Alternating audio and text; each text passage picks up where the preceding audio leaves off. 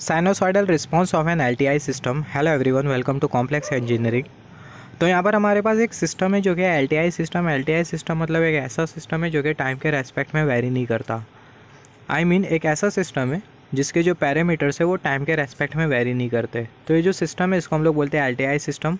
तो LTI system को हमने दिया साइनोसॉइडल इनपुट, तो जो आउटपुट होगा वो भी होगा साइनोसॉइडल आउटपुट, मगर जो डिफरेंस होगा वो होगा मैग्नीट्यूड और फेस एंगल में।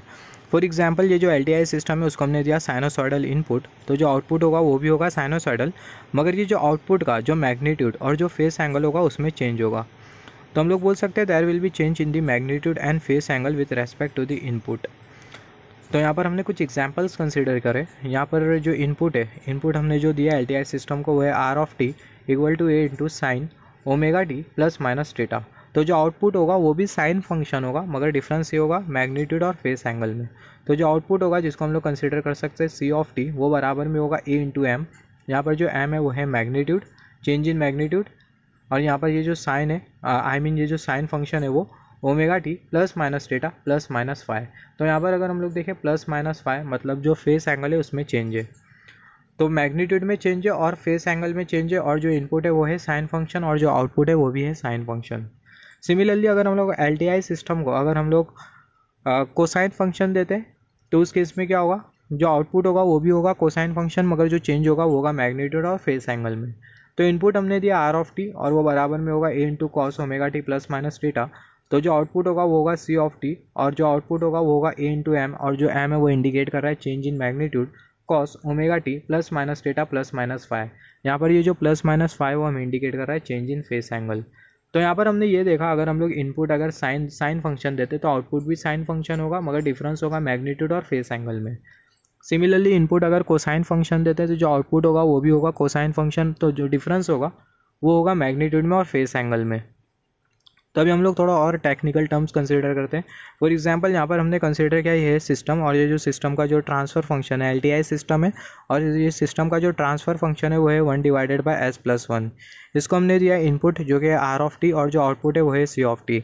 लेट्स से जो हमने जो इनपुट दिया वो है साइन 2t, तो जो आउटपुट है वो हमें फाइंड आउट करना है। तो जो आउटपुट होगा वो भी होगा साइन फंक्शन, मगर जो डिफरेंस होगा वो होगा मैग्नीट्यूड और फेस एंगल में। तो यहाँ पर ये जो इनपुट है उसको हमने कंसिडर किया R of T equal to sine 2t।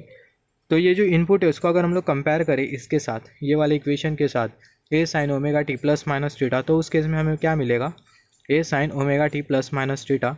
तो यहाँ पर अगर हम लोग देखें ये वाले इक्वेशन को हम लोग ये साइन टू टी के साथ कंपेयर करें, तो जो ए है, ए की जगह कुछ भी नहीं है यहाँ पर, तो इसका मतलब जो ए होगा 1 के बराबर में होगा। सिमिलरली जो ओमेगा है वो 2 के बराबर में। सिमिलरली अगर हम लोग देखें जो टीटा होगा वो 0 के बराबर में होगा। तो यहाँ पर जो आउटपुट होगा वो भी साइन फंक्शन होगा, तो जो आउटपुट होगा वो होगा C of T equal to 1 into यहाँ पर मैग्नीट्यूड आएगा, मैग्नीट्यूड में जो चेंज हो साइन 2t प्लस माइनस जो फेस एंगल में जो चेंज होगा वो। तो यहाँ पर जो फेस एंगल और जो मैग्नीट्यूड उसे हमें फाइंड आउट करना है। तो यहाँ पर अगर हम लोग देखें जो मैग्नीट्यूड और जो फेस एंगल होगा वो हमें सिस्टम के ट्रांसफ़र फंक्शन से ही मिलेगा, या फिर हम लोग बोल सकते हैं जो मैग्नीट्यूड और जो फेस एंगल जो कि हमें जो मिलेगा वो सिस्टम में से ही मिलेगा। तो सिस्टम का हमने ट्रांसफ़र फंक्शन कंसीडर किया जो कि है 1 डिवाइडेड बाय एस प्लस 1। तो इसको अगर हम लोग आगे सॉल्व करें, अगर हम लोग एस को हटाएं तो हमें मिलेगा 1 divided by J omega plus 1। तो यहाँ पर हमें कंसीडर करना है मैग्नीट्यूड, तो यहाँ पर हमने कंसीडर किया magnitude equal to 1 divided by under root omega square plus 1। यहाँ पर अगर हम लोग देखें अगर जे को हटा देंगे तो हमें मिल जाएगा under root omega square plus 1। तो यहाँ पर अगर हम लोग देखें यहाँ पर ये जो ओमेगा है, ओमेगा क्या है, सबसे पहला इनपुट एंगुलर फ्रीक्वेंसी। तो जो ओमेगा है वो हमें दिया गया है जो कि है 2।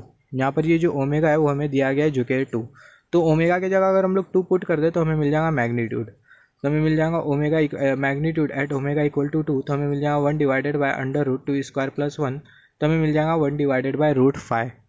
तो जो मैग्नीट्यूड है वो हमें मिल गया जो कि है 1 डिवाइडेड बाय रूट 5। सिमिलरली अभी हम लोग फाइंड आउट करेंगे फेस एंगल। तो फेस एंगल को हम लोग कुछ इस तरीके से भी कंसीडर कर सकते हैं या फिर 5 से सिंपली कंसीडर कर सकते हैं। तो जो फेस एंगल होगा बराबर में होगा 0 माइनस tan इनवर्स ओमेगा। तो जो फेस एंगल होगा बराबर में होगा माइनस tan इनवर्स ओमेगा। अगर हम लोग 0 ना कंसीडर करें तो जो ओमेगा की जो वैल्यू है वो हमें पता है जो कि है 2।